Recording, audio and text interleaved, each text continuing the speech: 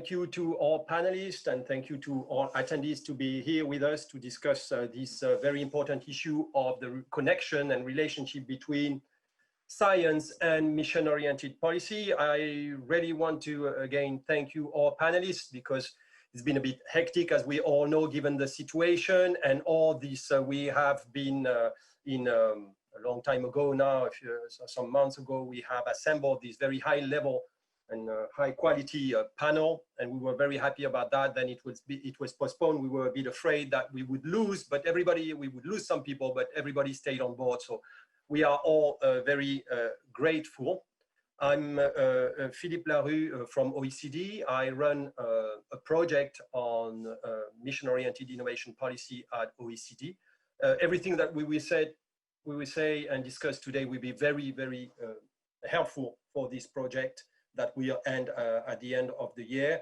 Some of my colleagues as well, Jakob Edler, Wolfgang Polt, and Matthias Weber also have, together with OECD or in their respective institutions, project on MYPs, and all that will be very useful. So again, many thanks. Let me give you a bit of a context, if I can change, yes, the slide. Of course, we have first to ask why do we ask this question about the connection between science and mission-oriented policy? The context, we all know it very well. We just have to turn on the radio or turn on the TV to hear about this mounting pressure from societal challenges of unprecedented level. We hear about health a lot these days, about food security, global warming, shortage of water, etc. There are promises, great promises, and already some evidences that research, of course, and innovation can help and contribute to address those societal challenges. It's about gene editing, nanomaterial. We heard that AI could shorten the cycle for discovering and developing new drug by a factor of 10. But still, there is a growing recognition among academics, but also within the policymaker community, this acknowledgement that traditional STI policies, which are mainly based on individual policy measures, individual policy instruments addressing some specific market failures, will not be sufficient and will not be up to this unprecedented level of threat. So there is a growing and now well-established call for more and better strategic orientation of the efforts toward those challenges and better coordination of a wide range of actors. So there is a need for basically a join-up action in the same direction of a wide array of actors, from research to to stakeholders and business community, of course. So what we see today, we are at a very early stage in this process, but what we see is that many governments, and of course the European Commission, are now engaging in a new type of, trying to establish a new type of systemic policies, what we call those mission-oriented innovation policies. So what they are, we have in this OECD project that I mentioned before, we have tried to come up with a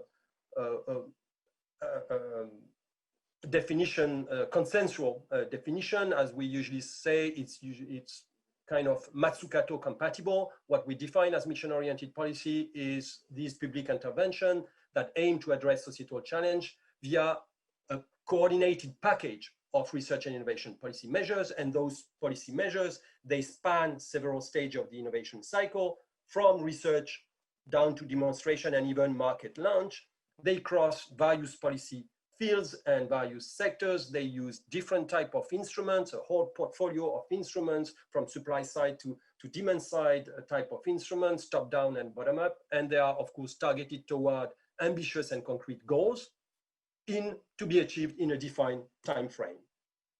These definitions leave quite some room for different types of mission-oriented policy. We have identified several of them, but two of them, maybe the most common one that we see emerging, are first the national, what we call the national mission-oriented strategic framework. These are set at the highest level of policy making, center of governments or high-level committee. They set missions that have to engage a broad array of actors in the system of research and innovation and beyond. These are multiple missions or mission areas, and they are usually set to pursue very ambitious challenges in a long-term horizon. And here, the most well-known, of course, one is Horizon the Future, Horizon Europe in the Pillar 2. There are set 5 missions or 5 mission areas, and now they are unveiling the missions within the mission area, the Dutch top sectors, the German high-tech strategy. The other type is set at a lower level in the system, usually at the level of agencies, and this is what we call the moonshot challenge-based programs, or these are more or less freely inspired by DARPA type of intervention. They are set at ministry or agency level. They are more focused on very concrete missions and challenges, and they can seek incremental or breakthrough results depending on the objectives and each of those initiatives, and they can be set to achieve those results in a mid to long-term horizon. Pilot E in Norway is one of this scheme. In Japan, they are just starting now this Moonshot R&D program. There is also in the UK, the Challenge Fund. And there are different types of mission-oriented policies for different types of missions. POLT and others for the European Commission in their study for the European Commission have identified 2 types of archetypal missions, the transformer mission and the accelerator missions. Transformer missions, as the name suggests, are here to change an entire system. They require not only technological innovation, but also social innovation. They require behavioral change, societal change, institutional change. For instance, the Dutch have this objective of reducing their emission by 95% in 2050 compared to the level achieved in 1990. The accelerator mission is to improve or accelerate the performance of well-defined objects, either by combining established technologies and elements of knowledge, or and combining it with new ones that require further research. For instance, as I said, Pilot E aim to develop and bring market zero emission ferries. This is what we would consider an accelerator mission. What we know for sure is that science is an essential and will be an essential component of mission-oriented innovation policies. This has been well documented. The benefit of science for innovation is well documented. The same applies, of course, in this subset of policies that we call mission-oriented policies. They contribute to the underpinning knowledge base. They open up the range of options. They can pave the way toward breakthrough that will open up new potential for new developments. But also, it's not only about big science. Science is also about solving problems together with companies in partnership. They offer, of course, measurements, scientific instruments, and provide the skills that are needed, the entrepreneurs, etc., etc. So the question is not that much whether science will be part of MYPs. They are already there. But the question is how and to what extent, how to connect them, how to articulate, because science has its own dynamics and its own principles that maybe sometimes come in conflict with that of a mission, a strong orientation, strong directionality, strong intentionality. How do that work with science? And you can see that if we look at the definition I presented before, basically research is sprinkled a bit everywhere in that definition. There are many entries. And I will leave it to Wolfgang to present you the questions. Yeah, well, thank you, Philippe, for the introduction. I think there are a lot of questions arising, and these are being questions that are debated already, and I encountered them in several contexts. For example, when it came to discuss the role of missions in Horizon Europe, the very questions that we are going to discuss that are being addressed by you were already on the table. And the background for these questions was sometimes a mere distributional issue in the course of Horizon Europe. It was if we give more money to a new type of approach, wouldn't this reduce the monies that are available, for example, for the ERC? It was very plainly spoken out at this level, but there are, of course, more intellectual and more conceptual issues involved than the mere distributional struggle. For example, can or should science receive directions from outside the science system? What are the benefits of a more directional approach, which sets targets, which gives timeframes, which translates these targets and timeframes even into things like roadmaps for the development of science? And there are obviously some of the benefits that have been alluded to or that are expected from this type of approach, and that is to address societal challenges in a more coherent way, in the way that would help us solve them or help us solve them earlier than we would by mere self-organizing.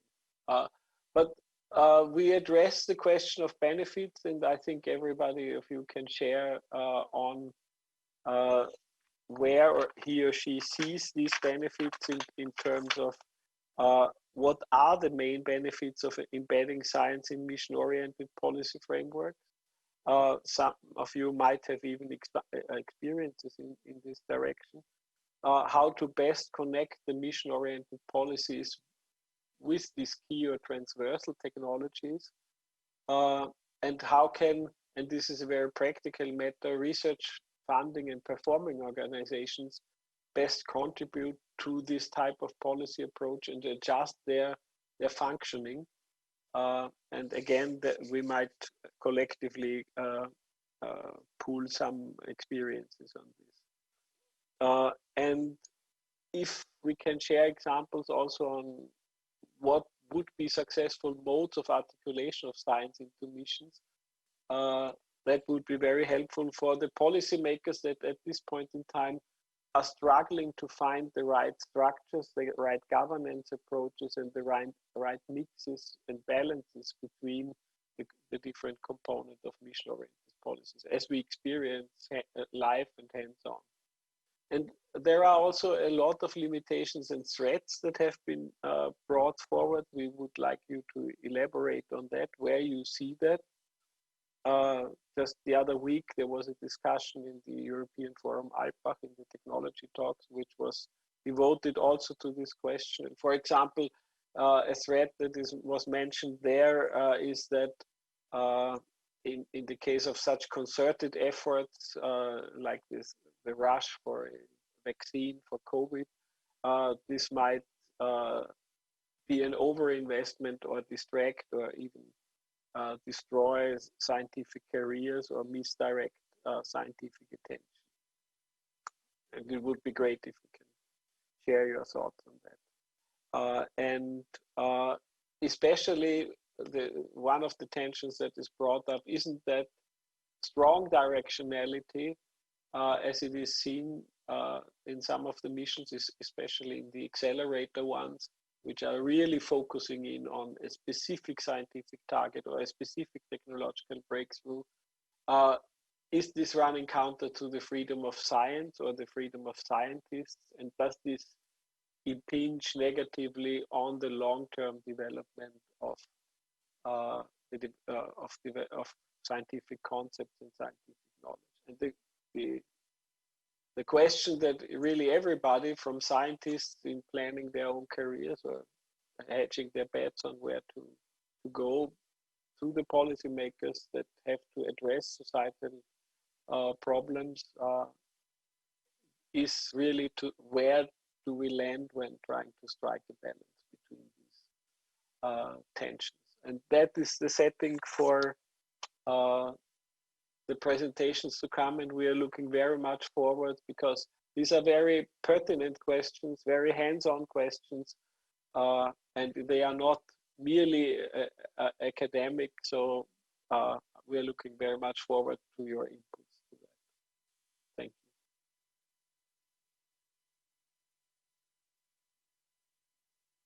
Thank you very much, Wolfgang. So you can see on the screen the panel that we have assembled. Again, many thanks to all of you.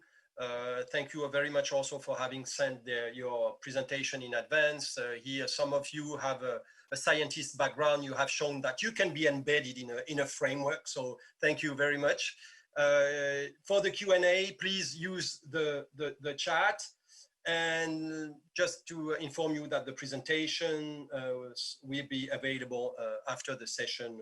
We will show you where. Maybe we can start right away with Lydia Borrell-Damian, who is the Secretary General of Science Europe. There will be 3 presentations, then a Q&A session managed by Matthias Weber from AIT. Lydia, the floor is yours. Thank you very much. Thank you very much, Philippe. It is a pleasure to be in this panel. Thank you very much for your invitation.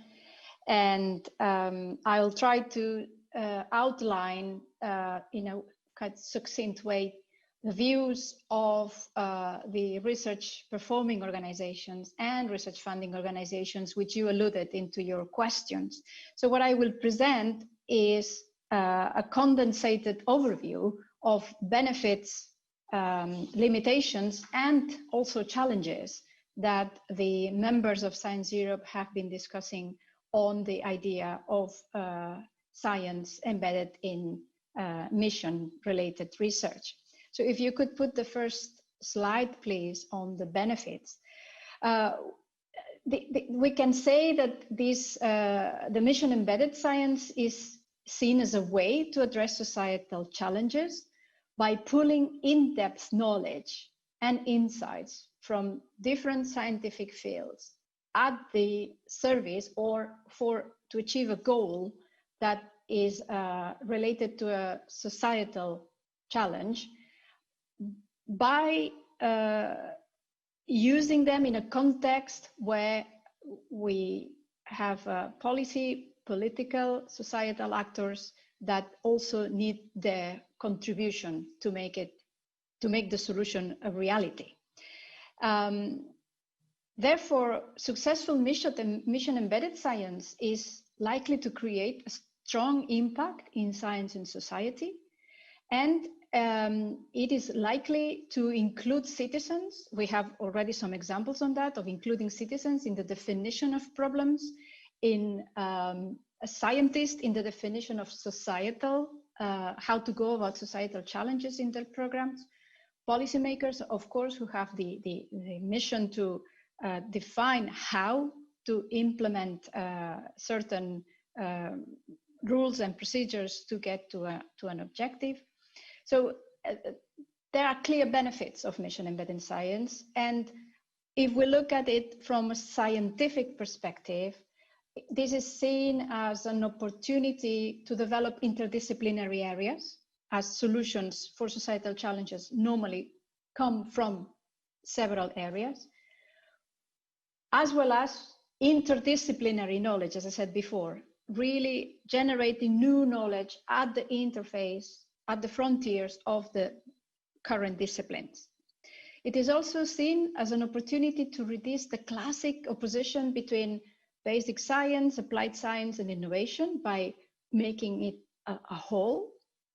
It is seen as a possibility to enhance the interaction between science and society, and also as a possibility to strengthen the scientific base, in the sense that the outcomes of mission-embedded science can revert back into the scientific reflection and generate further research topics, further outcomes, etc. If you could move to the next one, please. So in the case of Science Europe, there's an organization that gathers major national research performing and funding organizations. They want and they can play a crucial role, of course, providing funding, defining programs, the objectives, their format, their timing, implementing the programs to call for proposals, planifying different stages of the development of the phases towards the achievement of the goals, clearly performing the necessary research, and very importantly as well, communicating the results to different audiences. That is, results to the scientific community, but also to citizens, to policymakers and politicians. By involving research performing and research funding organizations, what we will make sure is that the possibilities and limitations of science will be made explicit. And that is very important to avoid generating unrealistic expectations on science. There are several examples already of very successful mission embedded science programs across the world. I would just like to highlight here two of them that belong to Science Europe members. The Pilot E, that's developed by RCN, and I'm sure we will hear more about it later, or the UK Research and Innovation Global Challenges Research Fund, addressing the Sustainable Development Goals. We could move now to the limitations, and linking to some of the points that Philippe and Wolfgang raised.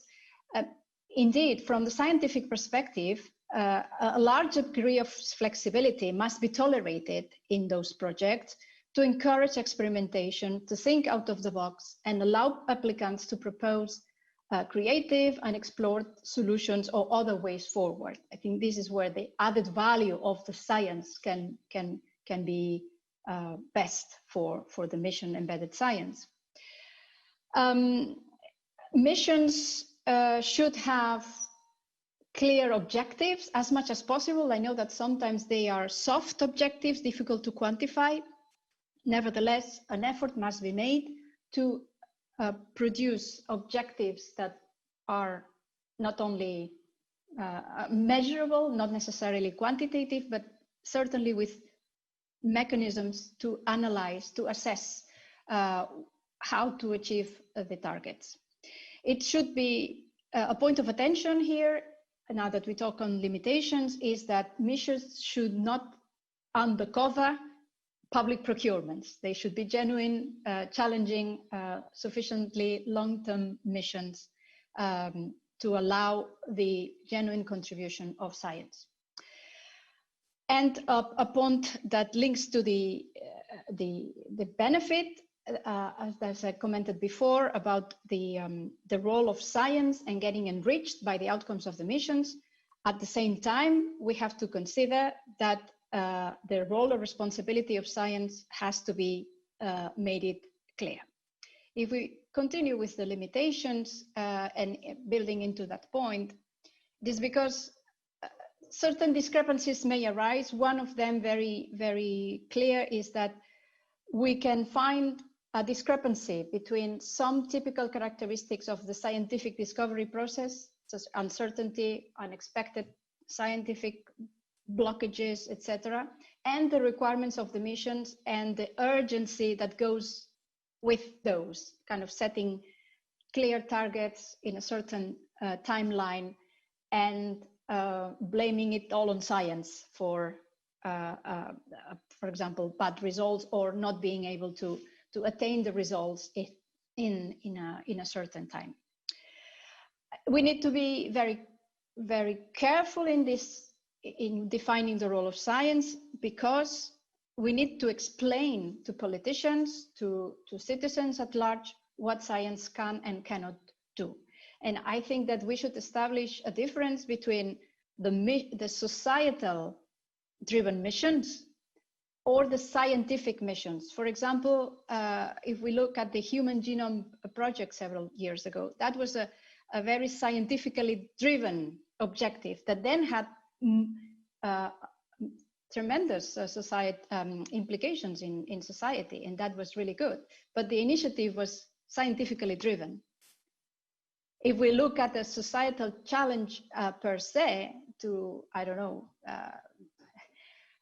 fight unemployment and how science can contribute to fight unemployment, that is a much more difficult area for science to solve per se. Yet science, social sciences here can have an enormous contribution in understanding the structural underlying problems that may lead to a solution.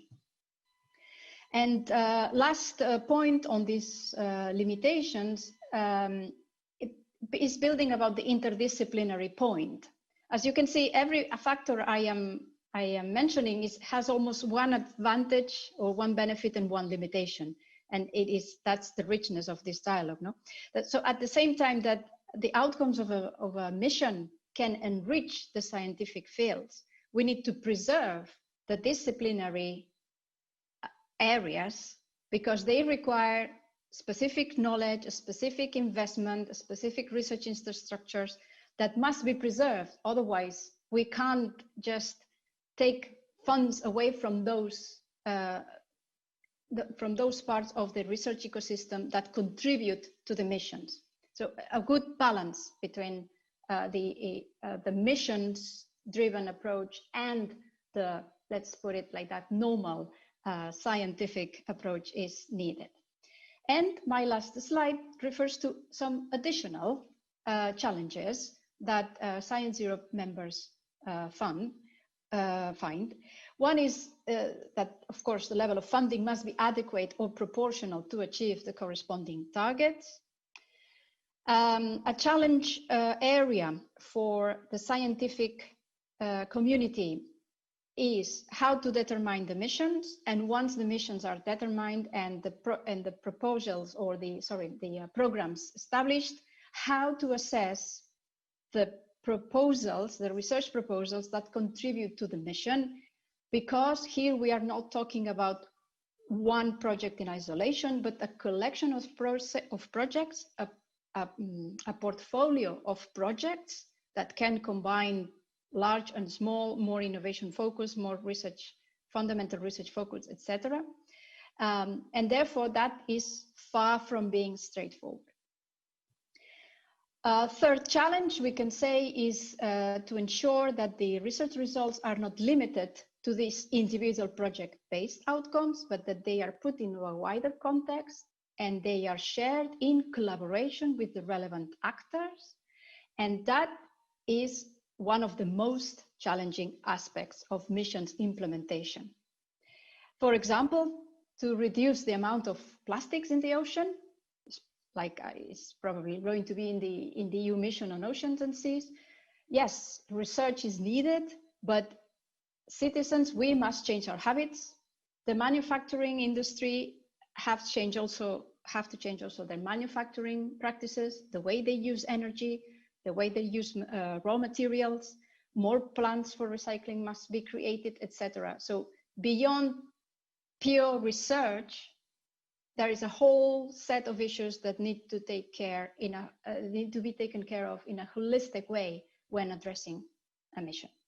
My last remark is that no one size fits all. So even if we have some common understanding of what a mission embedded science is, then this needs to be profiled to every single mission, because specifics, disciplinary changes, the actors that will engage will be different. So there is a lot of personalization to a specific mission beyond the general concept of what we are trying to achieve. And I think I would leave it here for now. Many thanks, Lydia. We will now turn to Sylvia. I would ask all, of course, panelists to try to stick to the 10 minutes, please. We are already running a bit late, including because of the introduction. So I take my share of guiltiness in that. Thank you. Sylvia? I hope you can hear me. Thanks a lot. I'm happy to be in this really interesting discussion and panel. So my points will be based on the fact that I've spent the last 20 years designing, evaluating, and studying innovation policies. And more concretely, I have been looking particularly at innovation policies, transformative innovation policies in the Nordic countries. I'm just about to complete a paper comparing 4 programs in the 4 Nordic countries that could be defined as mission-oriented innovation policies, and also following closely the work of the European Commission in defining missions. So if I could have the first slide. So if I start with the benefits, of embedding science in mission-oriented innovation policy frameworks. When they work, I think they can provide a very valuable, what I would call curated context in which science can flourish, because they mobilize the attention and the resources from a wider community. This is something that Lydia also talked about: citizens, industry, agencies around science. So they provide a space where actually science can receive more attention, more focus, and more understanding. They can also mobilize or link science to a wider toolbox, which is absolutely essential for science to be able to contribute to transformative change. This is also something Lydia mentioned. So helping science make a difference by linking it to a wider toolbox. My second point is that they can, again, when they work, they can provide a much needed space for context for interdisciplinary and multidisciplinary research around a common theme or challenge. And again, this was mentioned before, that this is a challenge in itself. The importance of conducting more inter and multidisciplinary research, and this is something mission-oriented innovation policies can contribute. My third point is that mission-oriented innovation policies, by their very nature, increasingly recognize the complexity of transformative change, where science is one component, but as I mentioned before, market creation, regulatory change, behavioral change, are equally necessary components in order for transformative change to happen. And then I would just like to add two caveats, which is, if you ask a scientist about science, embedding science in mission-oriented innovation policies, they will almost always assume that it's about generating new knowledge. This is sort of in the DNA of scientists, right? It's always about generating new knowledge, but I think we need to talk a little bit about when are we talking about generating new science for missions versus combining existing knowledge around new missions. So I think that is not always the same thing, and there are different perspectives according to whom you speak to. And then my final point is that I think we always talk about interdisciplinarity, but I think it's important to distinguish between scientific disciplines and how they can be brought into or embedded into mission-oriented innovation policies. Implicitly, we often think of natural sciences, engineering, and medicine when we talk about missions, and we see that across many countries when you look at the missions. But there are different dynamics, cultures, incentives at play, depending on whether you're speaking of these sciences or, for example, the social sciences and humanities. So I would like to just put these two caveats at the end. If I could have my second and last slide, which is, what are then the limitations and challenges of embedding science in mission-oriented innovation policy frameworks?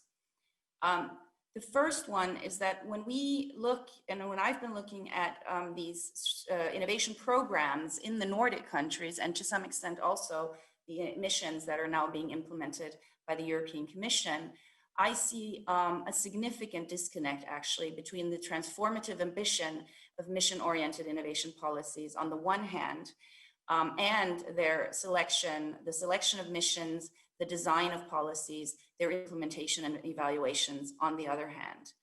And this is something I'm exploring in this paper right now. And I think that is a significant issue that we need to talk about more, that is not being discussed enough. And that's why I'm sort of made this point, which is perhaps a bit provocative, that therefore, because of this threat of disconnect, there is a risk that these policies become second-rate research and innovation policies, rather than policies that will help both society and science co-evolve. My second caveat or limitation that I would like to emphasize is that we need a very different policy framework, and it links to my first point. In order to design these policies, we need a very different policy framework than traditional research or innovation policies. Philippe, you also showed this in your presentation. But there is a fundamental, simple problem that these policies are often still delegated to research or innovation funding agencies and not embedded in a wider policy context. And a lot of problems flow from that. And then my third point is that there is a non-negligible risk, and we've seen it in many programs and initiatives, of capture, of missions actually being captured, both in their definition and identification phase, but also when it comes to who actually are the actors that are supported through mission-oriented policies. And that this capture happens both by researchers, bureaucrats, or interest groups that might bend missions to their funding or strategic needs. And one needs to be aware of this concern. So finally, I just wanted to make perhaps one more point, because I think Lydia talked about unrealistic expectations on science, and I agree with that. On the other hand, I think we also need to talk about unrealistic expectations on these policies, these mission-oriented research and innovation policies. And fundamentally, one of these expectations stems from the fact that actually these policies perhaps expose and in some ways try to address more fundamental problems in our research systems and science systems, which have to do with the following. Firstly, the silos that have already been mentioned. You know, why do we have such rigid disciplinary silos and the problems flowing from that, not only for mission-oriented research, but also for education, which is something I think we should talk about more. A second fundamental challenge we have in our current research systems is the incentive system and the funding system. And the third one is the measurement of quality and performance. So in a way, you could argue that mission-oriented innovation policies also might have arisen because of some more fundamental flaws that we're dealing with in our current research system. So at the end of the day, maybe just when I talk about the last point of the risk of capture, one of the comments I've seen both at the national and the European level, when you look at the identification of missions, I've heard far too often, you know, that, for example, every directorate or every agency or every program manager wants their own mission. This is just one example of how missions, with all good intentions, can get co-opted or captured. So I think I will stop there, and I hope I've tried to identify from my perspective. And I should also add, my points are also characterized by the fact that for the past 3 years, I've been trying to run one of the largest research universities in Europe, and I've seen at close range these challenges that I've been talking about. And with that, I'll stop. Thank you. Many thanks, Silvia, and many thanks again, Lydia. You're really spot on these very key issues of mission-oriented policy, and even their challenges and the question that remain. So the next speaker before the first Q&A session, which will have to be short, the Q&A, Volk Reckling, who is head of department at the Austrian Science Foundation. Volk, the floor is yours. Thank you. Yeah, thank you. Yeah, I'm presenting here the view of the major funding agency for basic research in Austria. The majority of our funding goes to bottom-up, curiosity-driven research without any thematic restrictions. And we think that should remain our core task, at least for 2 reasons. In Austria, we have a well-equipped mission-oriented research funding on the national as well as on the European level, especially for applied research. The second reason is that the spending on basic research in Austria is rather low compared to applied research in international comparison. And the final reason is a more conceptual point. It is the nature of basic research, to our understanding, that many innovative breakthroughs have come about because researchers have tackled problems and challenges that have not been yet on the agenda of politics and society. But in the same time, it is of course legitimate to reserve some funding for mission-oriented topics, highly relevant for society and politics. Mission-oriented research is in that sense for us a complementary approach to advance knowledge and innovation, also in basic research. But the second even more than in curiosity-driven research, mission-oriented research needs to establish rigorous criteria for who and how research topics are selected and which decision criteria are applied. And now I try to shortly outline at least 10 criteria for mission-oriented research. Point one is in the selection of missions, a transparent process is needed between research, politics, and society. It makes little sense to call for topics for which there is no excellent research expertise available in the country. Otherwise, one runs the risk of spending good money for mediocre research or of following pressure from interest groups.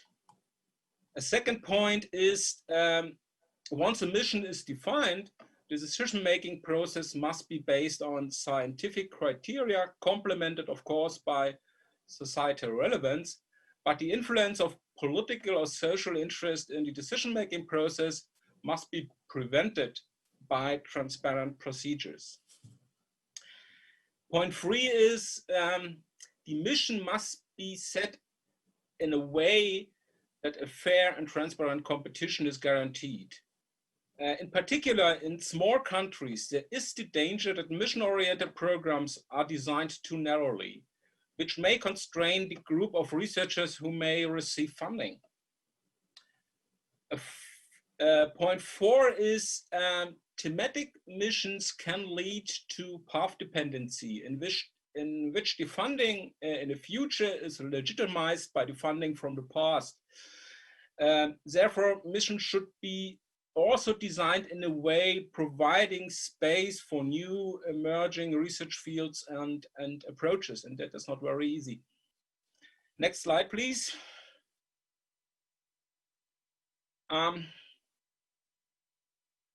Mission-oriented programs should also support diversity rather than creating monocultures. Diversity includes gender, age, different disciplinary approaches, maybe also different ethnic backgrounds of research teams. Point six is, and it is also especially true for small countries, it cannot be assumed that the appropriate expertise exists for every problem of a mission. For this reason, the mission-oriented programs must facilitate international cooperations. The success of, as my 7th point, the success of mission depends also on the multi-dimensional perspective and on the active involvement of societies. That means such programs must offer strong support for inter and transdisciplinarity. And as everybody knows, this poses a particular challenge, as inter and transdisciplinarity often tends to be expressed in the form of lip service in the application process.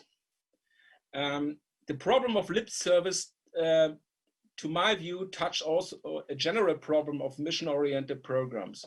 They often tend to overload the programs with requirements and milestones, and thus virtually provoke lip services. Here, a realistic idea of which requirements can be met is needed.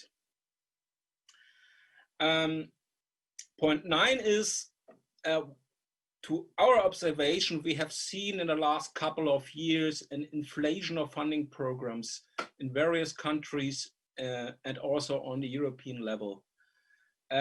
Therefore, it is recommended that missions use established program structures rather than creating additional ones. And my final point is mission must not necessarily be organized top down. It can be also organized bottom up. And for example, we as the Austrian Science Funds tried it recently. We announced a program called Connecting Minds. That program offers funding to teams of researchers and societal groups to combine scientific and societal knowledge, attempting to meet then together social, technological, ecological, or economic challenges. But these missions are defined by the cooperation between research and society. So thank you for your attention. Many thanks, folks. So now, Matthias, would you want to have some very short and focused question to any of the 3 speakers? I'm really sorry, but we are short in time. Matthias? Yeah, well, I think we have exhausted half of our time already, but I will nevertheless try to give the opportunity for some exchange now. I'm not quite sure whether our audience can contribute to the chat, but I've already received one question in the chat from Sven to the previous speakers, and that is relating to the question whether this focus on inter and transdisciplinary research that has been raised in at least two of the presentations whether this isn't too much inward looking still within the kind of scientific community largely, and whether we should, in the context of mission-oriented research innovations, also look beyond the scientific community more into other knowledge-based communities, like in particular also industrial R&D. So that might be a question that may also be connected with a related item of well, what kind of changes would this actually require from the organizations you are working at in a more operational sense? But maybe let's focus first on the point raised by Sven. And I think both Sylvia and Lydia, might be well positioned to answer that point. And Falk as well, because you raised it as well, I think. Yes, if you'd like, I can just give. Yes, Lydia, please. Yeah. Thank you. Yeah, to give a first response. This is a question that unfortunately is not necessarily linked to missions. This is a kind of a very eternal question: how science and society or industry relate to each other. So I think that it would be good to take that into consideration when reflecting on the role of industry in the missions, because it is not different from the traditional kind of science industry collaboration. I think that getting all actors early enough around the table to define the mission and to define as much as possible the limitations of the role of each actor is necessary. And I think this has to be done with the consciousness that indeed there is a gap, and there is a structural gap. Yeah. So very briefly, I would agree with a lot that Lydia said. I think one of the interests, and also that it is obviously important, and it points to a more structural challenge, which just ties into what I was mentioning in my presentation, that there are some more structural challenges underlying this issue. One thing that I think is interesting to bear in mind is that industry collaboration, again, tends to work relatively well, or to varying degrees better, when it comes to certain disciplines, engineering, natural sciences, perhaps medicine. But I think one of the challenges exposed also by these policies, mission-oriented innovation policies, is that we need to, it's the social sciences and humanities that we need to bring more into this dialogue with industry and other stakeholders. And this is something that's become very clear when you look.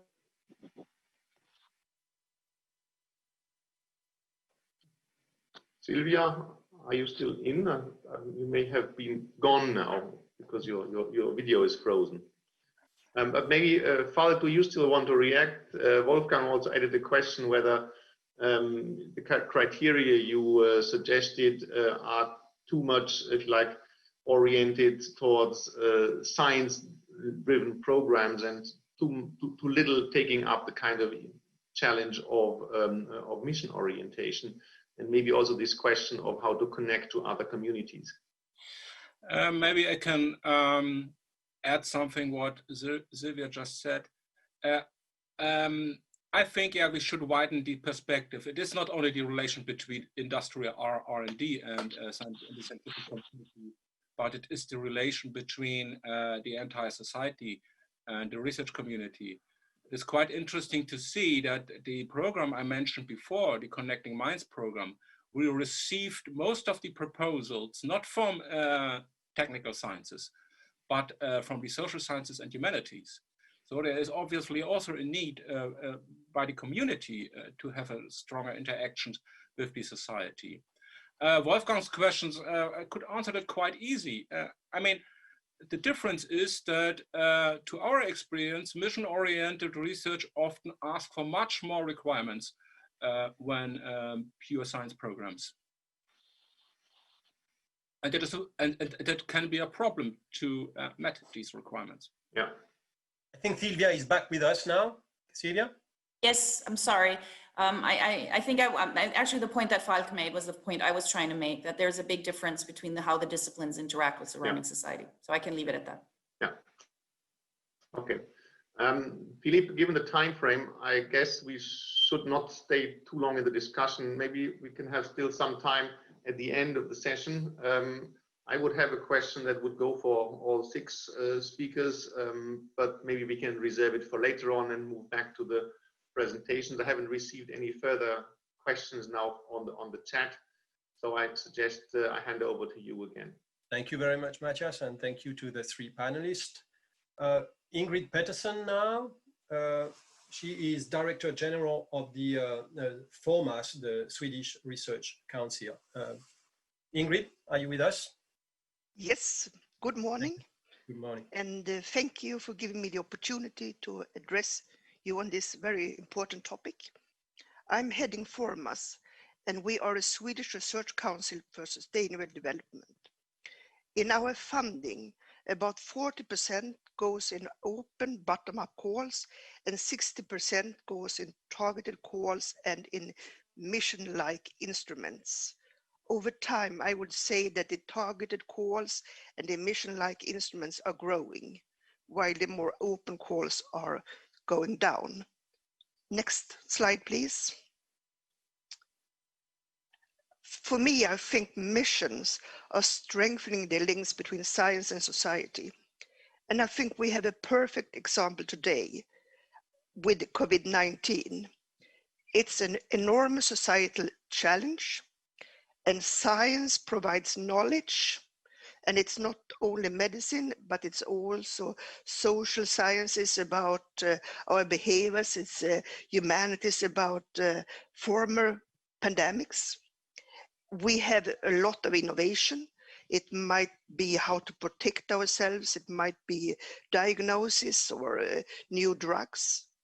And we are working in public-private partnerships, but we also need to work with regulators, with politicians. So I think we are now really living in a global mission where science plays a very important role.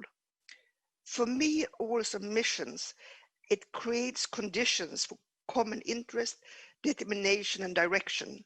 You have the feeling that we are working together, and that you are working together with many different stakeholders and actors. It's also a way to have a systems approach and to work with transformation. For example, if you want to achieve carbon neutral cities by 2030, it's research in many disciplines, it's innovation, but it's also about regulators, it's about demonstrators, about NGOs. And as has been said before, you need to have deep knowledge in the disciplines, but also to work in interdisciplinarity. And here I also think that maybe in a more mission-oriented system, or when we are using these instruments, that interdisciplinarity might be rewarded in other ways. Because now, both if you look at the Nobel Prizes, for example, they are in physiology and physics and chemistry, they are not in food security, climate, or healthy aging. But also, if you want to have a professorship or grants, you are judged in your discipline, not in other kinds of fields or cutting decay. And for me, working with sustainable development, it's quite easy to justify investments in science innovation, both for the general public, for the parliamentarians, or for politicians? I think it's more difficult for us as funding organizations to only talk about disciplines of blue sky. If I go to the limitations and challenges, it has already been discussed. Missions decided by whom? Should it be the politicians? For example, missions in relation to the Paris Agreement? Should it be the funding agency? Should it be the scientists themselves? Or should we have the different bottom-up processes where the missions could be hijacked by lobbyists, by agencies or different sectors? As Sylvia said, many different actors now come to us as a funding organization and proposing their mission. And we have to ask ourselves, tail wagging the dog or the dog wagging the tail? And here we also have a discussion how to integrate missions into the political agenda, into other funding instruments, as I think we all agree that mission is not the only one, but it's a complement, or it's one in a series of different instruments. It has also been said, can we deliver on the missions? I think especially the missions which are set on a political level might be quite visionary. And in Swedish, we have a saying, aiming at the stars and reaching the treetops. Will that be good enough? In my experience, when we have really big projects with many stakeholders, like the KICs or even at national level, they are quite timely, and there is or has to be a lot of administration to keep the networks going. And do we have the time? And do we have the resources? If I put it the other way, do we have any alternative? Because I think that we have to try to work in new ways. There are also a lot of more technical questions about accountability. How should we work with follow-up and evaluation? But I think we will learn quite a lot over time and find solutions. But in the bitter end, for me, it boils down to power. Who should decide what should be done in science? Thank you. Many thanks, Ingrid. I was wondering what was the message behind your picture of a dog. I guess maybe it's the idea of science spillovers, maybe, I don't know. Or... It's about if it's the tail that is wagging the dog, or is it the dog wagging the tail? So will it be the politicians or the scientists who will be in power? Okay, thank you very much. Anyway, Ingrid, thank you. Paolo Ferraro is with us, and he is the new president of the COST Association, but he can tell us about these other caps he has also, he wears. Thank you very much, Philippe. It's a great pleasure to be here in this wonderful panel. If you can just pass the next slide, please. Well, I would just say that, of course, COST is a long-standing mechanism that promotes and funds research networks. So it engages about 45,000 researchers in the networks. And I just mentioned this because this is relevant to define my viewpoint today a little bit. So the next slide. So it is very clear that a lot has been already said about what is a mission. So I should also say that I am a mission board member for the European mission on smart and carbon neutral and smart cities. So this is why I have put here the definition of missions within the European Commission. And I think it is relevant because it's very similar to the one from the OECD that Philippe just mentioned. But certainly a mission is a portfolio of actions. So action is an important word. So, and this is intended to achieve bold, inspirational, and measurable goals within a set time frame with impact for society and policy making. And of course, societal challenges are at the core and SDGs. And this is important because, of course, this has been said before, but I would like to emphasize that missions cannot be a conversation within science. That is, to me, very, very clear. So missions need to be much broader than science. Otherwise, science has already funding mechanisms that are tested and that promote interdisciplinary, etc. And those are not missions, because missions should be implementable. And in order to be implementable, as it was already just said, we need the resources, we need to make investments, and this is not only about science. Otherwise, as it has already been mentioned, there is a big problem with expectations. So we can expect a lot about missions, and of course they will not fulfill if we are within a silo ourselves. They were not designed to do that, in my opinion. But of course, as it has been said before, they are very important if they work in the right way and if people understand them and understand the power and the aim of the mission. And this is very important because the language needs to be appropriate. This needs to be something that the citizen can understand. And it is very important because it improves the public perception of the value of science.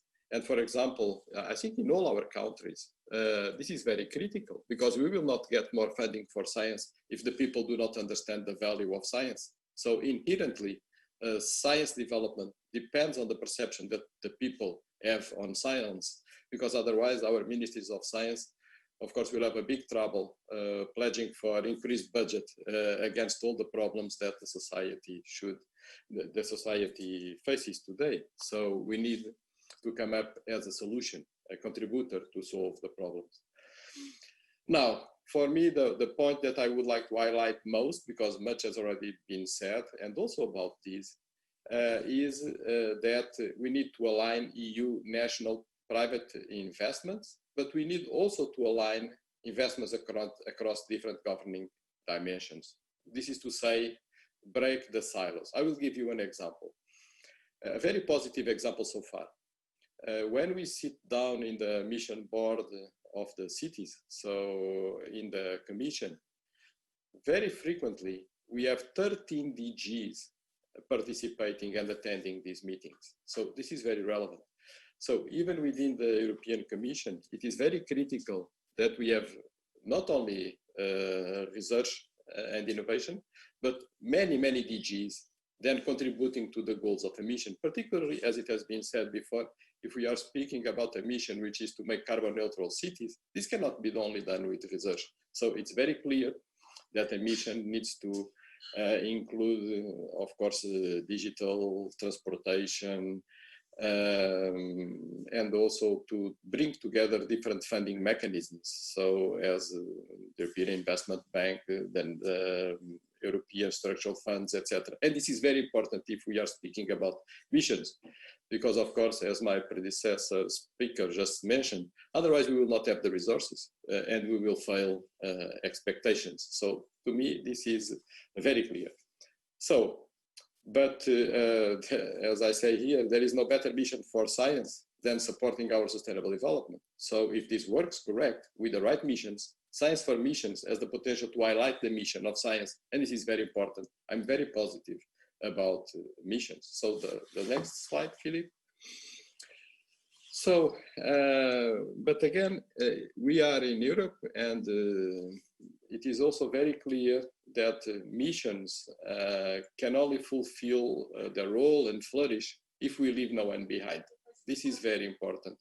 So we can only serve society and progress if everyone progresses, so across all the countries. This is very much in the widening policy, and this is very much, of course, the viewpoint of cost and something that cost is working to, but in which I strongly believe, so only together we can go.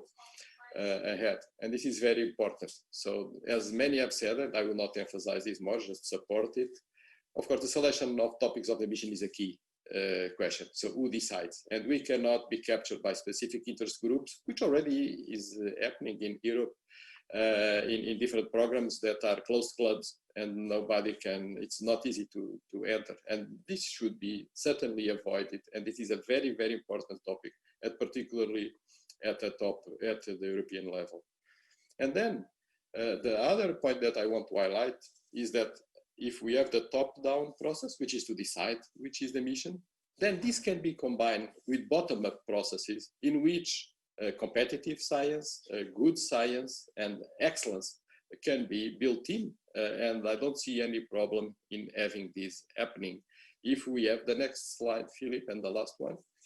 If we have, of course, the most important thing, adequate mechanisms. So how do you set up a mission? It's a very difficult question. So we need to put in place and to make sure that mission-driven science upgrades and brings together researchers, but connecting them in broader networks of excellence, and then together with other partners. Many examples have already been given so far. Of course, I should give examples of cost. So the cost actions are competitive. But then once a cost action is as a winner, with, for example, 6 or 7 countries that suggest it and make the proposal, all the other countries are free to engage. And this is important. This is just an example of a mechanism to leave no one behind. But these mechanisms are, of course, critical if we want to succeed at an European level. And then, for example, we have the Cost Connect, which is a different thing, which is we have already cost actions working.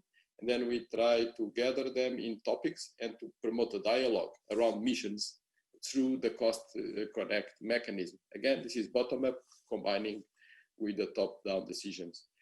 I was recently president of the Portuguese National Science Foundation, so the FCT, and there, for example, we have set up a different scheme, which we call collaborative laboratories, which basically work in a certain way on a certain mission, but they were proposed and put together by companies together with research institutions and universities to solve problems, to create products and solutions.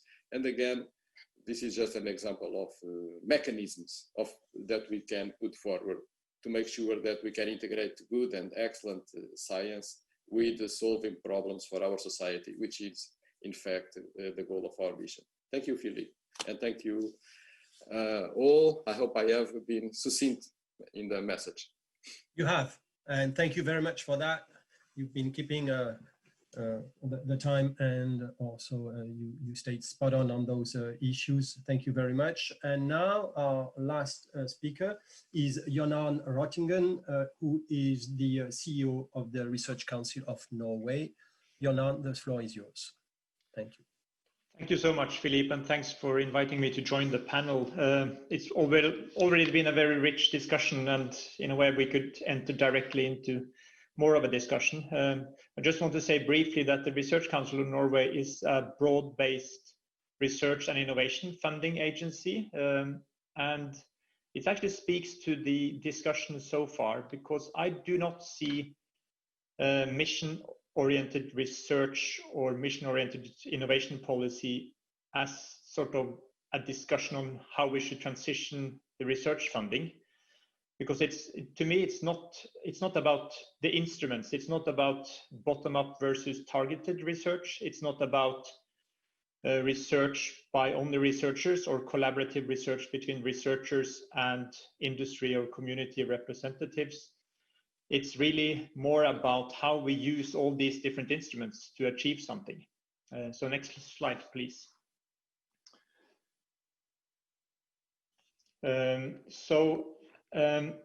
I believe it's really important if mission-oriented innovation policy, and maybe rather I should say mission-oriented research and innovation policies, need to draw and contribute to frontier knowledge and frontier science. So it's not an either or, and I think it's a prerequisite if we call it mission-oriented research and innovation policies. They are also most relevant where, in a way, that existing directions of technology solutions are not delivering what we need. So they're not delivering for long-term sustainability, not delivering towards the SDGs. They are seriously locked in. That can be due to knowledge production systems, or it can be due to socioeconomic systems and the wider sort of interest groups in society. And it's where we really need new directions and need advanced knowledge and advance the knowledge base. But missions in this sense cannot be implemented without success, with success, without a solid science base. Because it's an interplay between science and researchers and the use of science, sort of around these different focus points.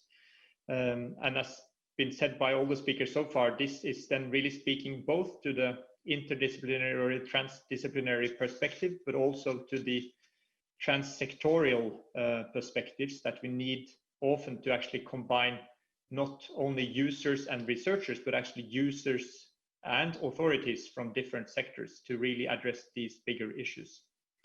Just as an example, and it's been mentioned, we have, together with other agencies in Norway over some years now, incorporated a program called Pilot E. I would not go in detail, but just one of the examples we have been working on is to ensure research and innovation mechanisms aligned with pull incentives and public procurement and market incentives by other agencies, so that we can deliver carbon-free, emission-free coastal transport, ferries and other ships along the coast of Norway. Next, please. Yeah, and it's already alluded to. I think the current COVID-19 crisis demonstrates this sort of need to have a solid science base, but to actually use that for a specific purpose. The vaccine development that we are now seeing, the World Health Organization is actually having an overview of more than 170 different candidates. More than 30 of them are already into clinical trials. All of this has happened in less than 9 months.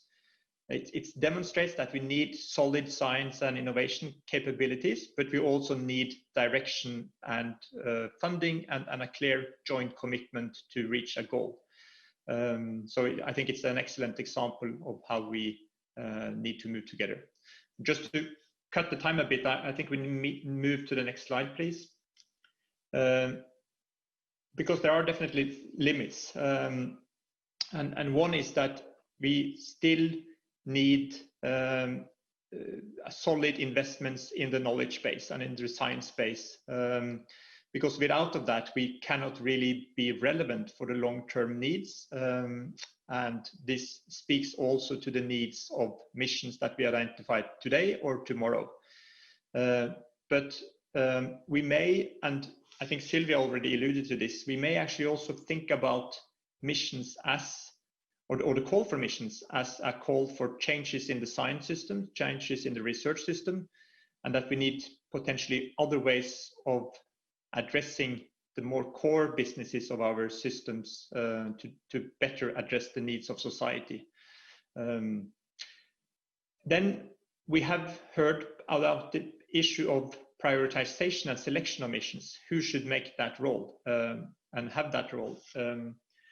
I think in that process of selecting missions, and I believe they need to be selected at a political or a societal level or a legitimate level, but they really need solid science inputs to make that selection, because, and we need forward-looking views and good sort of knowledge base for the decisions.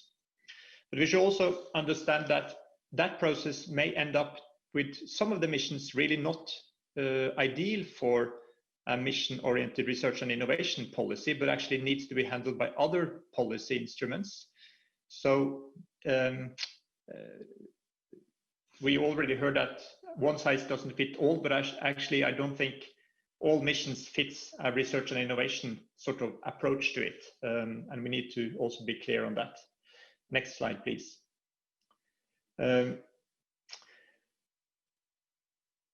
at the same time, I think we need to still work on, and of course I come from the science community, I think we need to work on our colleagues and our institutions in academia and in the research institutes to better in general respond to societal needs. At the same time, we do see when there is really an emergency, when there is a burning platform, and again, I think the COVID-19 crisis illustrates this. Researchers steps up, they work around the clock, they decide to put some of their ongoing projects aside and actually collaborate and work on a common issue. And they share information, they share their insights in a much more efficient manner. Open science approaches have really come to the fruition through the COVID-19 crisis. So I don't think we should only sort of criticize scientists to be inward looking when we have strong examples of this actually going on as we speak. Also, if we have poor governance of the missions, and they can be related to capture, as we heard, and we don't give all stakeholders, including scientists and researchers, a strong voice, they may fail. And finally, I think missions may tend to be too small. They are actually, we need high risk investments. Many of the projects, many of the sub goals that we are trying to address will fail. So it speaks to the need for missions to be collaborative across countries, most likely, or at least aligned across countries, because high risks are at stake. We need to invest in risky projects, and that speaks to funding and scale. Thank you. Many thanks, Jonan. Now, very rapid Q&A, because I think Jakob prepared some wrap-up, and I would like to give him at least 5 minutes to give us his insights on what we discussed today. Matthias?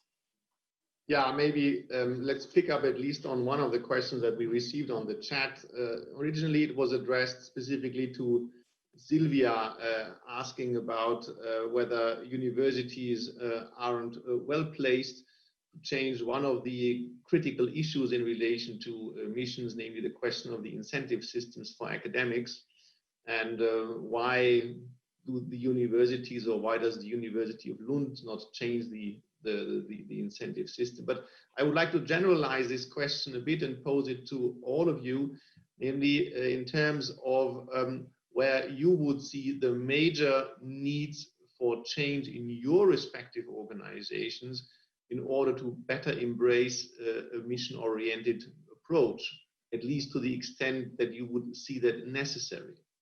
And maybe that's also a possibility for all of you to give a final statement and then leave still some time for Jakob to wrap up.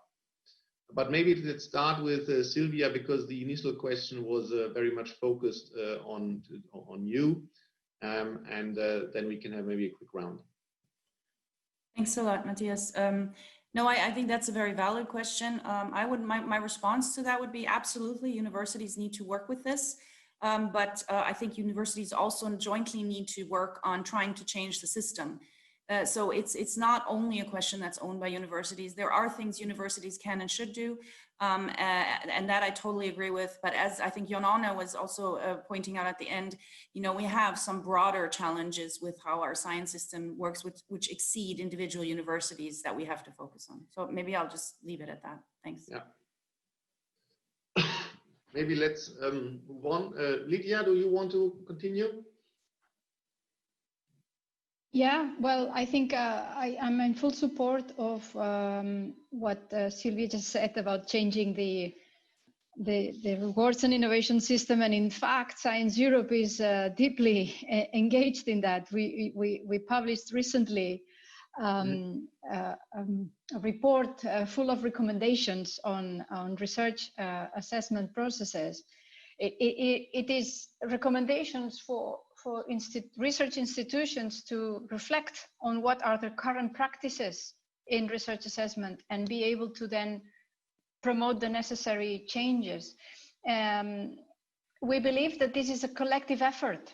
research funding organizations, research performing organizations, because no one single sector can do that on his own. So I think that this is again, here we are pointing, I think at a series of systemic challenges about who decides, about how to evaluate. Are we providing the necessary space for researchers to do this type of mission embedded science?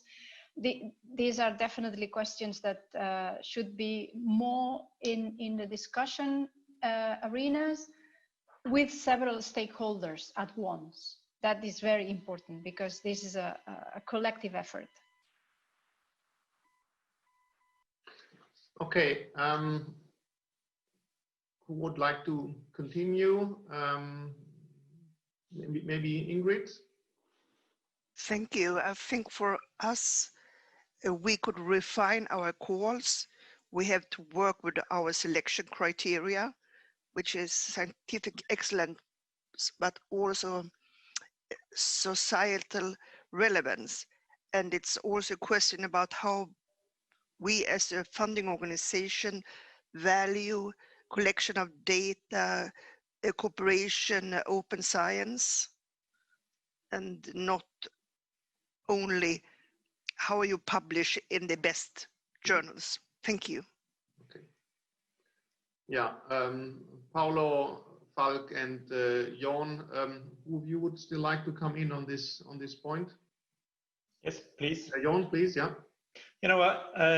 We have been funding strategic or targeted research and innovation programs for more than 25 years, all over history. So you asked what is different now, and I think actually that's the key question. And to me, that the difference needs to speak to how we now will engage other actors, other agencies, how we collaborate with them in our programming, but also in making sure that the research and innovation performing organizations and industries that we fund, that they will also engage with these other actors and representatives.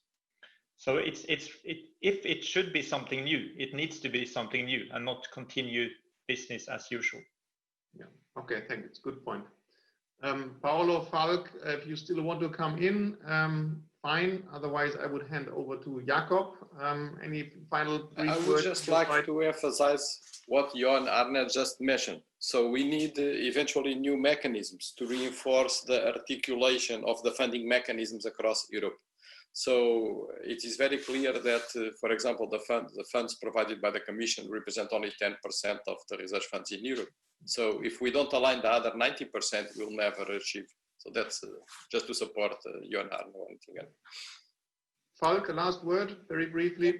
When it comes to research assessment, we should be also aware it is a generational problem. We are now a generation is in power, which is growing up with that research criteria we have using for the last decades. But I'm very optimistic when I'm discussing with a younger generation. They are much more in the to change the research assessment system in the future. Okay, so that's an optimistic outlook. And with that, I think I directly hand over to Jakob, who will try to wrap up and extract the key messages from our discussion, of course. So Jakob, final word to you, I guess. Jakob, you can see the countdown. You see, you have 4 minutes. No, I can't see the countdown. So 4 minutes, 30 seconds. Okay. So you have 4 minutes and 30 seconds. Okay, thank you very much. Can I be seen? I'm not sure. Yeah. I can't see myself. So thank you very much to all that panelists. It was an exciting discussion, and we knew beforehand that we could have spent the full day on that. So I try to have a wrap up on a very, very high level, and I start with what Jon Arne just said at the very end. That was my idea also to start with. Is it really new? Because in our paper, we have the assumption that for many years, we have this pressure for relevance, for impact. We have some kind of changes in terms of how basic science and applied science works together and so on. So the question for me was, is it actually something new? But when I listened to what I heard and reconfirming my own feeling, I think there is potentially something really new happening. And that was clear in the discussion. The second main point is that overall this was seen, I think, as an opportunity by the panel. Maybe I'm too optimistic here, I have a filter, a biased filter, but I think it was rather positive. But a lot of buts, and I think it was, I don't know, Lydia, I think it was, who said, well, every benefit that I mention here at the same time has a downside, has a threat, and has a challenge coming with it. So it's really we have to strike a real balance, and have to really be sophisticated with the pursuing this kind of agenda. I look at the benefits when I look at all your slides, and I listen to you, and I cluster them a little bit. The main benefit, I think, and that's a very nice one, is the normative ambition. The idea that science can be more relevant, that there is more link to society, to societal problems.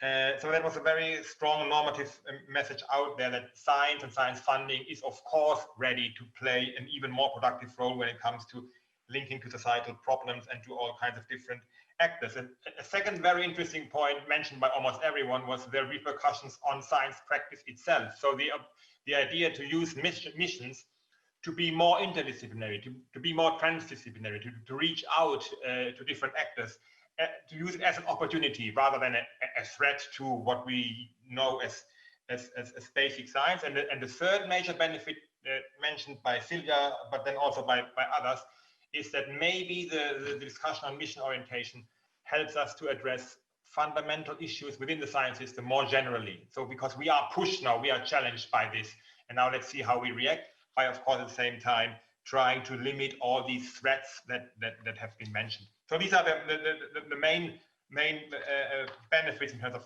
how I would cluster them. When it comes to threats, there are two levels. One is a real threat for science and the system, and the other is challenges, because most of you formulated these threats as challenges that can be overcome, things we have to do in order to make it work. The most important threat or challenge has been around governance. Who is actually playing what kind of role when it comes to defining these missions, and what is the relative role of science? I wasn't quite sure in the doc wagging the tail, who was the dog, who was the tail? That would have been a question that I would have liked to answer. I hope the dog was policy and the society and not science, but that's something to discuss maybe offline. Another important thread, I think, is how do we evaluate excellence? How do we evaluate contribution of science? What does it mean for ex ante and ex post evaluation, and also then attribution? That might really put science production under severe pressure, because we're not quite clear how do we weigh the different criteria for evaluation. And then, of course, major challenges. There's so much systemic change needed when we want to achieve those missions. What is the relative role of science in all this, and how can we link up much better with all these different 10 seconds, Jakob. Of actors? So thank you very much for the discussion. The rest I will do in a. I didn't see the countdown. Thank you very much. I haven't seen the countdown. Well, let me thank you all. I think it's going to be cut off pretty violently. It's not humanly done. So again, thank you very much for the time. Thank you very much for your expertise. And we will send you everything that has been discussed today, the slides and the wrap up of Jakob. Thank you very much, Jakob, for that. Sorry, thank you. Sorry for the time. Thank you. Bye. Bye. In touch. Thank you very much.